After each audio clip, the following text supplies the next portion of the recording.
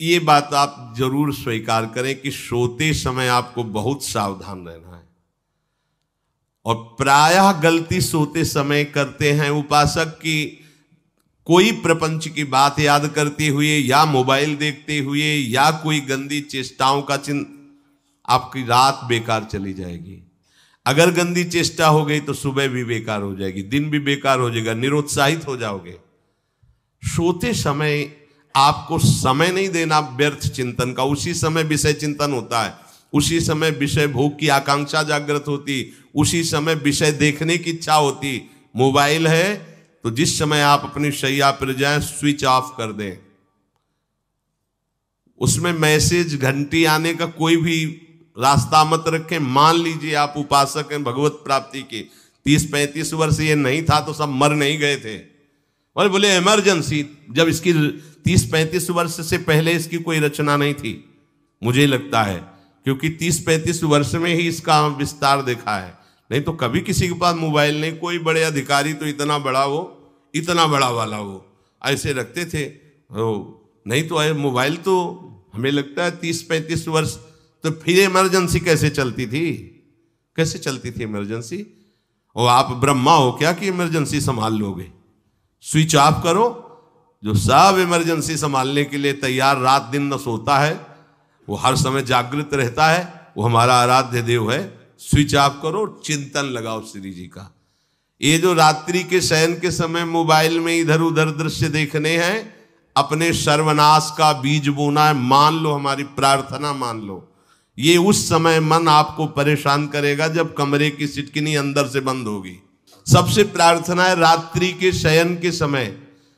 तो बोले फिर ठीक है 10 बजे तक देख लेंगे मोबाइल, इसके बाद शयन के समय भजन कर लेंगे। होगा ही नहीं। क्या तुम देखना चाहते हो? प्रिया प्रीतम के सिवा और कुछ क्या देखना चाहते हो? वो तो सुभग सुंदरी सहज सिंगार, सहज शोभा सर्वांग प्रति सहज रूप वृषभानुनंदिनी। हमारी स्वामिनी जी की सुंदरता छुपाने के लिए आभूषण पहनाए जाते हैं, औरों को तो आभूषण सुंदरता बढ़ाने के लिए। यहां छवि के छिपाए बे को ऐसे के दास होके क्या देखोगे मोबाइल में? क्या देखना चाहते हो? वासना की क्रीड़ा, और तुम उस क्रीड़ा को देखना चाहते हो। परमार्थ के पथिक हो। देखना है तो प्रभु को देखने की वृत्ति रखो, अन्यथा मूंद लो आंखें। प्यारे, महान फल प्राप्त करोगे। सबसे प्रार्थना है एकांत में मोबाइल रूपी दुश्मन से बचो। क्योंकि जब आप गंदी बात कहीं देखोगे तो आपके अंदर वैसे ही चिंतन बनेगा, वो ऐसे ही लगेगा मैं भी ऐसा करूं, मैं भी ऐसा भोगूं, मैं भी ऐसा देखूं। मान लीजिए आप, जब हमारे शास्त्र कहते हैं कि पशु पक्षियों के मैथुन को भी नहीं देखना है, अगर ऐसा एक बार दृष्टि पड़े तो मानसिक प्रणाम करके दोबारा दृष्टि न देना। और आप मोबाइल में ऐसी चेष्टाएं देखोगे, कैसे आप भगवत भजन करोगे? कैसे भगवत प्राप्ति का उद्देश्य रख पाओगे?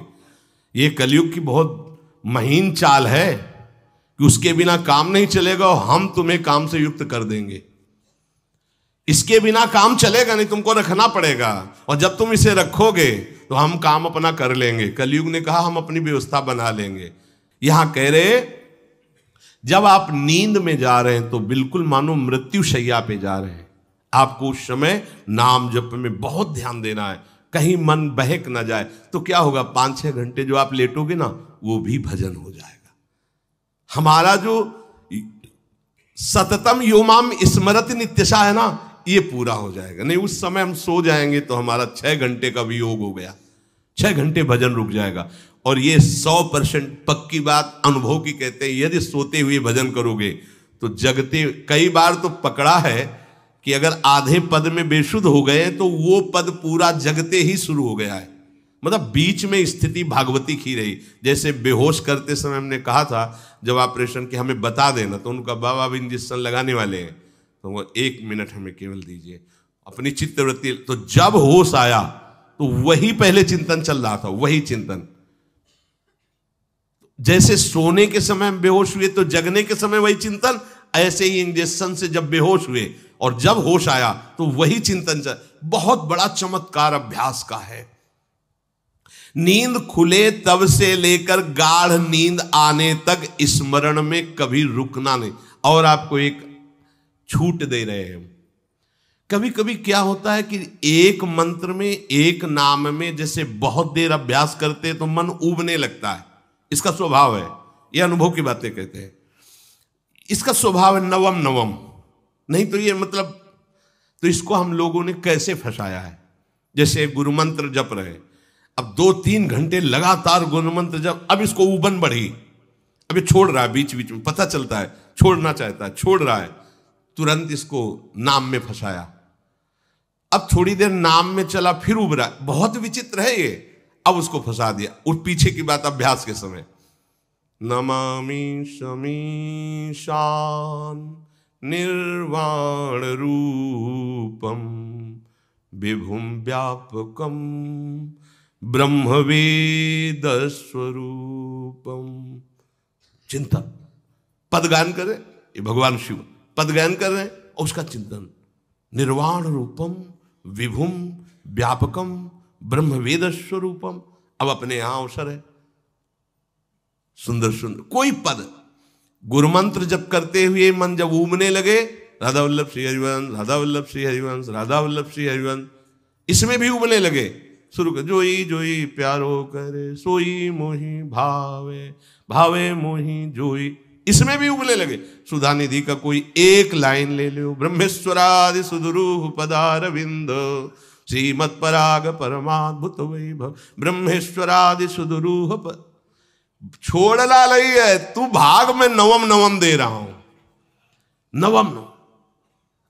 इसको फंसाने के लिए आपके पास अस्त्र हो, जैसे यहां चाकू, यहां पिस्तौल, तलवार, ये वो सब बिल्कुल वीर सजा रहता है, ऐसे ही अपने लोग सजे रहते। छोटा राधा, अब एकदम चिपक गया है आके तो कैसे मारे, तो छोटी चाकू है ना, वैसे राधा राधा राधा, थोड़ा दूरी राधा वल्लभ श्री हरिवंश, थोड़ा और दूरी गुरु मंत्र, बड़े बड़े अस्त्र अपने पास रख ले। बहुत भाग रहा है तो फंसा दिया, प्रथम यथावति प्रणव श्री, अब लग पूरा पदगा, पूरा पदगा उसमें लग, प्रथम यथामति प्रणव। भोजन पाते समय ऐसा अभ्यास किया है, 1 घंटा के पहले भोजन नहीं होता, चाहे 2 रोटी पाना हो, समय लगता है भोजन, आराम, एक एक नाम, एक एक, कुछ भी हल्ला मचाओ, कोई फर्क नहीं पड़ेगा, अपना चलेगा। अभ्यास स्नान के समय, भोजन के समय, किसी क्रिया के करते समय, किसी से बात करते समय, सोते समय, ये विशेष स्थान जहां में सावधान रहना है। यहां भजन छूटता है, ध्यान देना, यही भजन छूटता है। चलते समय, क्रियावान होते समय, प्रसाद पाते समय या किसी से बतराते समय, ये सब भजन के छूटने के स्थान है और यही पकड़ना है भजन को।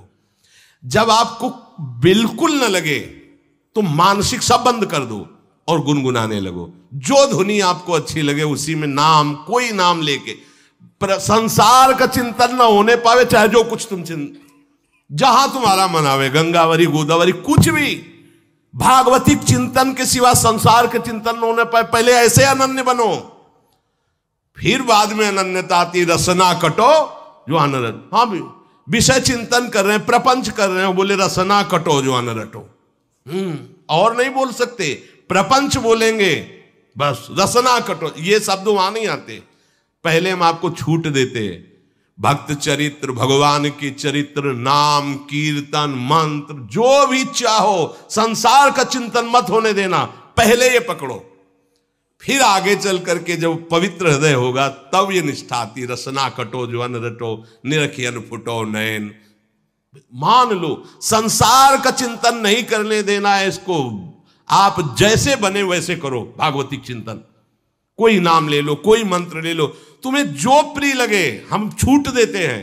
ये नहीं करे कि रसना कटो जो अन रटो, ये बाद की बात है। हमें पहले इसका संसार चिंतन रोकना है। कैसे छूटेगा, कैसे छूटेगा, हमें यह पकड़ना है।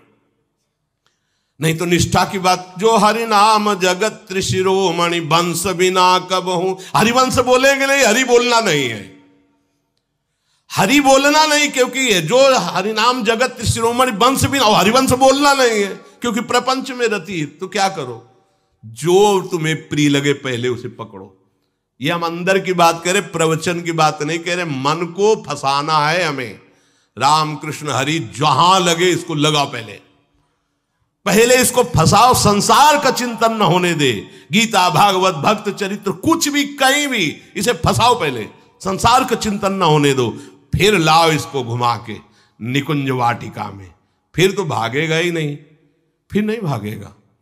अब सीधे निकुंज वाटिका में किसी महाभाग्यशाली गुरु आश्रित का लगेगा, अन्यथा बहुत प्रपंची मन है। आप आश्रय इधर का लोगे, प्रपंच का चिंतन करोगे, बात बनेगी नहीं। चिंतन छोड़ना है हमें, जैसे बने तैसे संसार का चिंतन छूट जाए तो हम विजय को प्राप्त होंगे। ध्यान दीजिए, इस परमात्म तत्व को वही प्राप्त कर पाता है जिसका राग बीत गया है, खत्म हो गया है, वैराग्यवान। ज्यादा परिश्रम नहीं है वैराग्य में, विवेक नहीं होने के कारण हम वैराग्य नहीं धारण कर पाते। हम बाहरी बातों को वैराग्य ले लेते हैं, ऐसा कपड़ा बदल लेना या कपड़ा ना पहनना या लौकी का कमंडल, मिट्टी का पात्र, तो हम अपने को वैरागी। बात यहां नहीं रुकेगी। वैराग्य का इतना ही मतलब नहीं, ये भी एक बाह्य अंग है वैराग्य का, पर वैराग्य का सच्चा स्वरूप है वीतरागा। कहीं कुछ भी अच्छा नहीं लग रहा, कोई भी सुख आकर्षित नहीं कर रहा, लोक लोकांतर की प्रतिष्ठा, मान, सुख, ऐश्वर्य, व्यक्ति, कुछ अच्छा नहीं, राग खत्म हो गया। ऐसा उस अक्षर ब्रह्म को, अविनाशी तत्व को जान पाता है।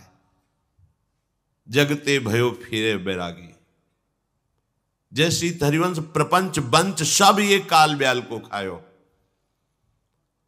हालत यह है कि जैसे सांप ने मेढक को पकड़ रखा और मेढक सामने पतिंगा को, कीड़े को पकड़ना चाहता है, उसे यह पता नहीं कि मैं खुद किसी का कवल बन चुका हूं, वो एक झटके में मुझे अपने पेट में ले जाएगा। ऐसे ही हम सब हैं, काल के द्वारा ग्रसित है। काल ने हमें पकड़ रखा है, पर हम भोग भोगना चाहते हैं, हम नाना प्रकार की मान प्रतिष्ठा पाना चाहिए। ये पता नहीं एक झटके में हमारा अस्तित्व ही खत्म हो जाएगा। जिनके अंतःकरण में किसी भी व्यक्ति, वस्तु, स्थान, पद, प्रतिष्ठा का राग ही नहीं रह गया है, उसे कहते हैं वैराग्य वान। वीतरागाह, राग ही नहीं है। जिनका अंतःकरण निष्पाप निर्मल हो चुका है, जिनके हृदय में केवल भगवत प्राप्ति की उत्कट लालसा जागृत हो गई है, ऐसा साधन संपन्न उपासक परमात्म तत्व में प्रवेश पाता है। अध्यात्म मार्ग की ऊंचाई पर वो स्थित हो जाता है। यदि छंतु ब्रह्मचर्यम चरंती, जिनकी इच्छा एकमात्र भगवत प्राप्ति की है, यदि छंतो, तो उनको क्या करना होगा? ब्रह्मचर्यम चरंती, ब्रह्मचर्य का पालन करना होगा। प्रत्येक इंद्रियों का निर्विषय हो जाना वास्तविक ब्रह्मचर्य है। केवल जनेंद्रिय से ही ब्रह्मचर्य को नहीं लेते। हमारी प्रत्येक इंद्रिय भोगों से रहित होकर भगवत अनुराग में, नेत्र प्रभु को देखना चाहते हैं, त्वगेंद्रिय प्रभु को स्पर्श करना चाहती है, घ्राणेंद्रिय प्रभु के श्री अंग की गंध पाना चाहती है, श्रवणेंद्रिय प्रभु के वचन सुनना चाहती है। एक एक इंद्रिय अपने प्रभु में लग गई, अंतर्मुख हो गई, बाहर विषयों का त्याग हो गया। इसे ब्रह्मचर्य कहते हैं। पर प्रारंभिक ब्रह्मचर्य में जनेंद्रिय का ब्रह्मचर्य अत्यंत आवश्यक है। यदि जनेंद्रिय जन्य व्यभिचार दोष से युक्त है तो कदापि उसे भगवत प्राप्ति नहीं हो सकती। शुभ गति व्यभिचारी शुभ गति चाहे असंभव। और भगवत मार्ग में सबसे बड़ा दुश्मन यही व्यभिचार दोष है, काम। इसी से हमारा हृदय मलिन होता रहता है, अंधा बटे और बड़ा चबाए वाली दशा रहती है। कहते हमें 50 वर्ष हो गए। अरे 50 जन्म हो जाए तुम व्यभिचार करो, गंदी बातें करो, गंदे चिंतन करो, सो समय व्यतीत कर, अनंत जन्म व्यतीत हो गए, भगवत प्राप्ति हुई क्या? 50 वर्ष से भगवत प्राप्ति हो जाएगी क्या? 5 मिनट काफी है भगवत प्राप्ति में, एक बार नाम काफी है। वो स्थिति तो लाओ। बार बार बहिर्मुख वृत्तियों के द्वारा विषयों में सुख बुद्धि कर लेने से हमारा सारा का सारा अध्यात्म चिंतन बदलता रहता है, इसलिए लाभ नहीं मिल पाता, एक रस चिंतन नहीं रह पाता। बार बार विक्षेपी विषय करते रहते हो, हम सहते रहते हैं और भोगते रहते हैं। एक बार तो हिम्मत करके उठो, अवलो नशानी अब ना नशई हो, एक बार तो दृढ़ बनो। बस मन के अनुकूल चलने की बात को तुम्हें रोकना होगा, तभी तुम्हारे अंदर यदि क्षण तो ऐसी इच्छा जागृत होगी। पक्का पक्का ऐसा ही है। जब हम किसी विषय के वेग को सहते हैं, विषय नहीं भोगते हैं, तो मन बहुत जलाता है। उस जलन में फिर एक ही बात होती है, बस भगवत प्राप्ति हो जाए, झंझट खत्म हो जाए। कब तक हम इसमें चलेंगे? एक बार भगवत, वो जलन हमको भगवत प्राप्ति की इच्छा प्रकट करती है। अपने लोग क्या करते हैं? जलन को मिटाने की कोशिश करने लगते हैं, तो भगवत प्राप्ति की इच्छा क्या, भोग प्राप्ति की तृष्णा जागृत हो जाती है। भोगे हुए भोगों को बार बार भोगने की इच्छा का नाम तृष्णा है। बाहर और भीतर से कोई सहयोगी नहीं, जल रहा है उपासक, तब रास्ता निकलता है भगवत प्राप्ति का, तब इच्छा प्रकट होती। अब नहीं, बहुत जल लिया, अब तो केवल प्रियाजू के समीप जाना है, अब तो प्रभु के सानिध्य में रहना है, नहीं इन भोगों की जलन में जलना है। पर यहां तक पहुंचने के लिए जलना होगा, तभी लिखा सहित सहित बाढ़ है भगति तास्तिति क्षस्व भारत, क्योंकि आगमा पाइनो अनित्यास, ये नाशवान काम क्रोधादि तुम्हें प्रेरित करेंगे, तुम इनके वेगों को सह जाओ। ये स्थायी नहीं है, आगमा पाइनो है, आने जाने वाले हैं, और ये सहन करने से नष्ट होते हैं, भोगने से बढ़ते हैं। यदि क्षंतो, अगर भगवत प्राप्ति की इच्छा है तो ब्रह्मचर्यम चरंती, ब्रह्मचर्य का पालन करना ही होगा, इसमें कोई गुंजाइश नहीं, क्योंकि आप चल ही नहीं सकते। ध्यान से सुन लो, ये मनोरंजन का मार्ग नहीं है, इसमें मन ही मार तनहारिक वृंदावन में गाज, इसमें मन मारना होगा। प्रायः ये मन को दुलार करने वाले लोग कभी भाग्य से सत्संग में भी आ जाते हैं, कभी श्री विग्रह के दर्शन करने भी मंदिर पहुंच जाते हैं, कभी तीर्थ याटन भी करते हैं, पर इनका कोई लक्ष्य नहीं होता। आज सुन लिया सत्संग, बढ़िया है, लक्ष्य नहीं होता। यहां लक्ष्य वालों की बात हो रही। यदि क्षंतो, यदि तुम्हारी ऐसी इच्छा जागृत हो रही किसी जन्म में भगवत प्राप्ति करनी, तो ब्रह्मचर्यम चरंती, आप सच्ची मानिए, जिसके निकालने में तुमको सुख की अनुभूति हो रही, उसको रोकने में कितनी सुख की अनुभूति होगी। उन्मत्त हो जाओगे, बहुत जल्दी आपके सारे के सारे करण भगवदाकार होने लगेंगे यदि आप ब्रह्मचर्य का पालन करेंगे। शरीर स्वस्थ, हल्का, मन प्रसन्न, नींद आदि पर विजय, कितने गुण ही गुण। और ब्रह्मचर्यहीन आलस्य, प्रमाद, भोगों का चिंतन, मन का डिप्रेशन में पहुंचना, कमर में दर्द, टांगों में दर्द, सर में दर्द, घबराहट होना, बिना किसी कारण के मन भयभीत हो रहा है, भोजन अपच हो रहा है, बिना किसी प्रक्रिया के वीर नाश हो रहा है, बिना किसी प्रक्रिया के। काहे को मृत्यु स्वयं स्वीकार कर रहे हो, ये मृत्यु है।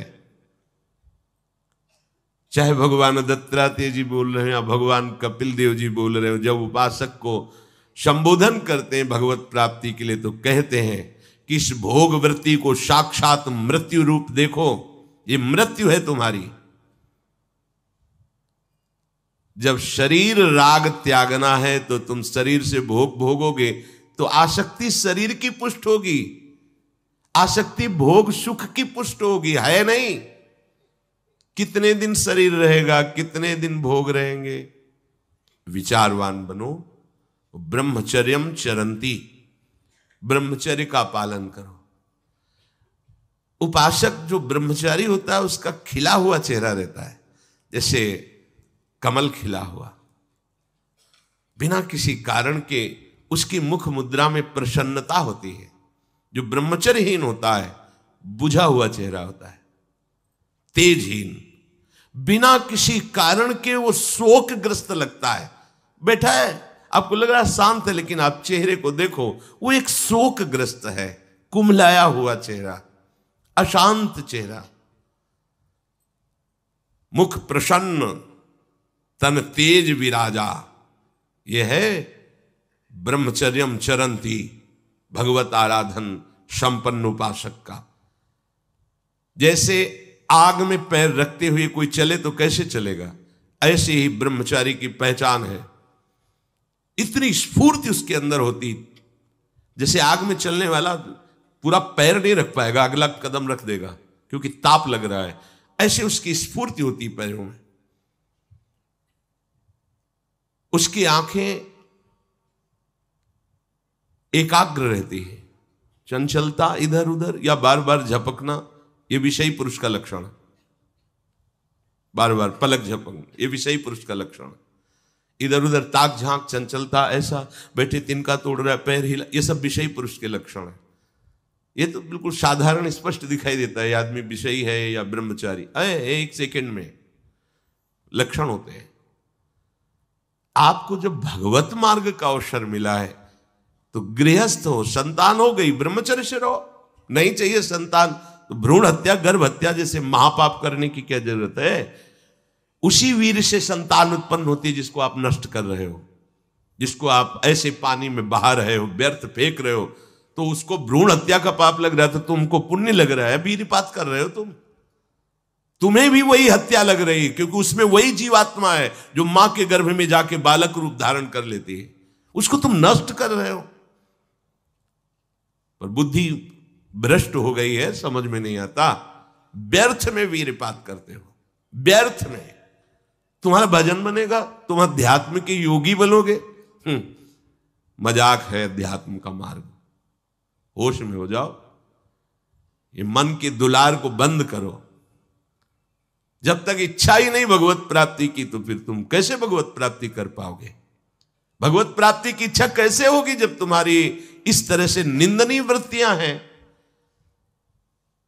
इंद्रियों को दुलार कर रहे हो, मन को दुलार कर रहे हो, भगवत प्राप्ति चाहते हो, आचरण नीच और चाहते हो उच्च पदवी।